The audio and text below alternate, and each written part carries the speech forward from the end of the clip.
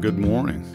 So you may or may not know that we just celebrated our 50th anniversary as an organization. Our founder, Father Dunstan, is a Franciscan priest who came out here in the 1950s. When he came out here, it was probably a lot like the Wild West. I'm always struck by people who visit our part of the country and they actually go out and visit the different parts of remote parts of the Navajo Indian Reservation.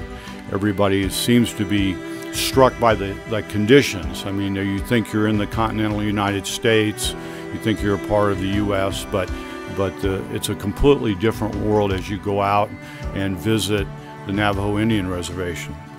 And this must have been really true for Father Dunstan. He saw the conditions and the problems and the struggles, and he decided that he was going to have the most impact that he could on a human level for the people that he was serving.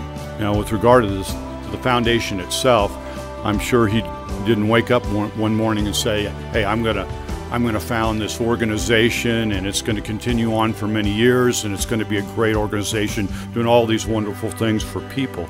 He probably just woke up one morning and said, "Well, what is the next right thing to do?"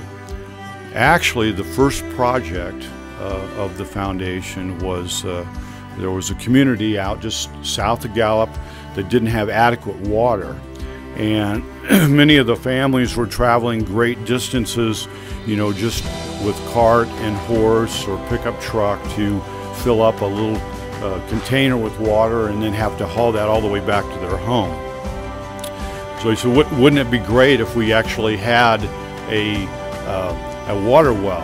And through his various associations, through his old family and neighborhood in Cincinnati, Ohio, he was able to procure a rig, a well drilling rig, to come out and to drill the first water well in the history of the Southwest Indian Foundation, that around 1968.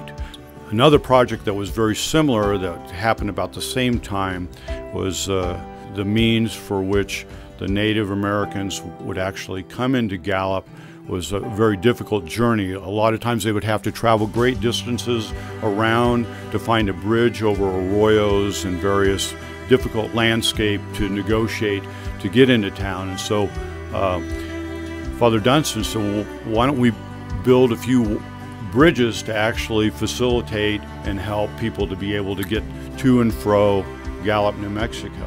At the time, he had very good relationships with a number of people that had been engineers in the U.S. Navy who had planned the invasion of Japan in the Second World War, and all of this material, I-beams and steel and bridge building material, was actually out in the South Pacific in Guam and Guadalcanal and actually close to Japan.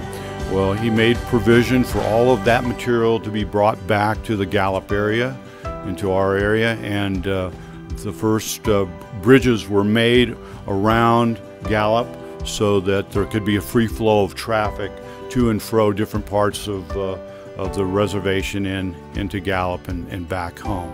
And once again, it's a privilege and honor for us to have you. If you're interested, hit that subscribe button and maybe even the notification bell, and may you always walk in beauty.